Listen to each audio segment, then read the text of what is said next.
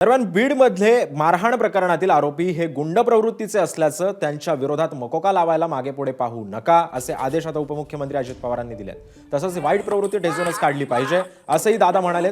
परळी तालुक्यातील टोकवाडी परिसरामध्ये शिवराज दिवटे नावाच्या तरुणाला टोळक्यानं बेदम मारहाण केली होती।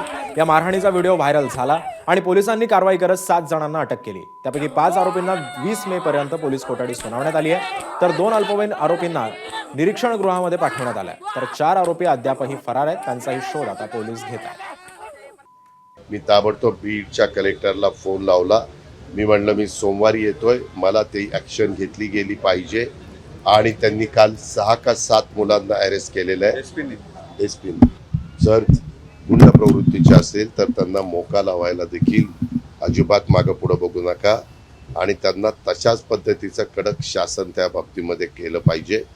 त्या सगळ्या गोष्टी म्हणजे एखाद्या प्राण्याला पण कोणी इतकं मारणार नाही, ते बघितलं तर बघवत नाही। वाईट प्रवृत्ती आहे ती ठेचूनच काढली पाहिजे, ती गाडलीच पाहिजे आणि तशा पद्धतीचा प्रयत्न हा आमचा चालू आहे। एबीपी माझा, उघडा डोळे बघा नीट।